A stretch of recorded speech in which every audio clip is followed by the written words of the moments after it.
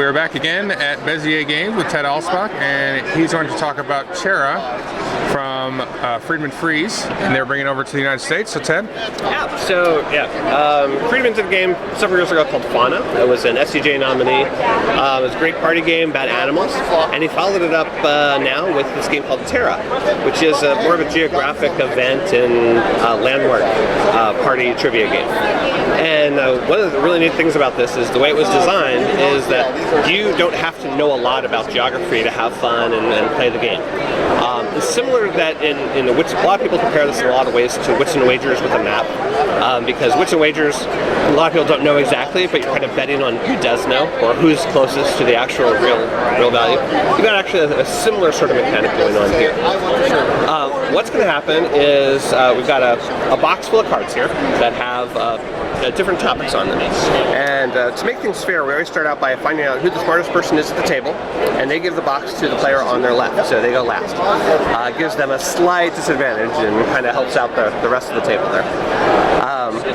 In this particular case, this card says this is the signing of the Declaration of Independence. Now, there's three things it's asking about here. It's asking what area was that, like where in the world did that take place? Did it take place in Australia or South America? I'm a bit confused for those people who weren't sure. What year was it signed? And also, how many people signed it? The player who has the box of cards gets to go first, and they can choose any one of those categories to basically place one of their markers in to guess an answer.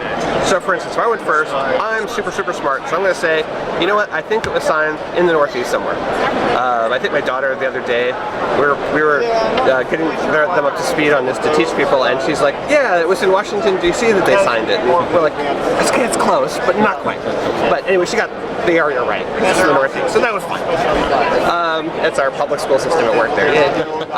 So I'm pretty sure it was Philadelphia, but I grew up in Pennsylvania, so I have maybe inside knowledge. I don't know. Anyway, I'm marking this down here, so I'm thinking that's one I really know for sure. And then maybe the next player goes, and they're like, you know what, the year, that sounds familiar. It's probably in the 1700s somewhere, maybe between 1750 and 1800. So they'll put one there.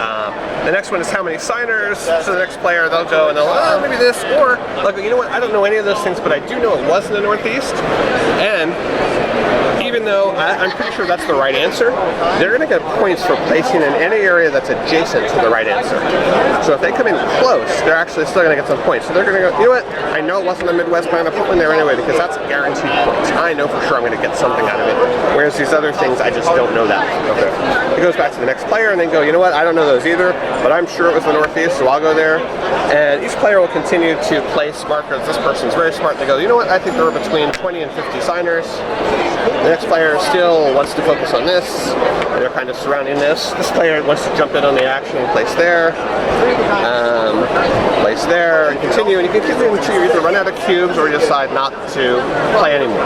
The reason you might want to stop playing is because any answers you get entirely wrong that aren't either exact or adjacent, you get those cubes taken away.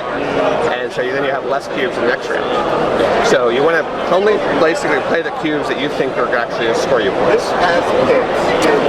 So once that's done, then we reveal the card and see what it actually was.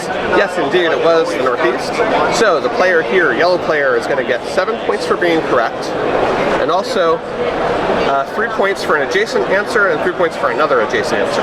So they're going to get a total of 13 points. The blue player is going to get 6 points because they placed 2 adjacent areas, and the red player is going to get 3 points because they placed 1 adjacent area. We look at the year, 1776, the red player was exactly right. They get 7 points for that. And then the number of signers, hey, it was 56 signers, which was the blue player got exactly right, so they're going to get 7 points. And the red player was adjacent to that, they're going to get an additional 3 points, and look at that, they're all together because I was the one doing all the things here and worked it out that way. I guess that's it. Anyway, so that's one card, you put that in. Go to the next card, which is, in this case, the first UFO sightings. And we go through this process again. You play 6 cards. At the end of 6 cards, whoever has the highest score wins. Cool. That's pretty much it. Awesome. Thanks, Ted. Sure thing.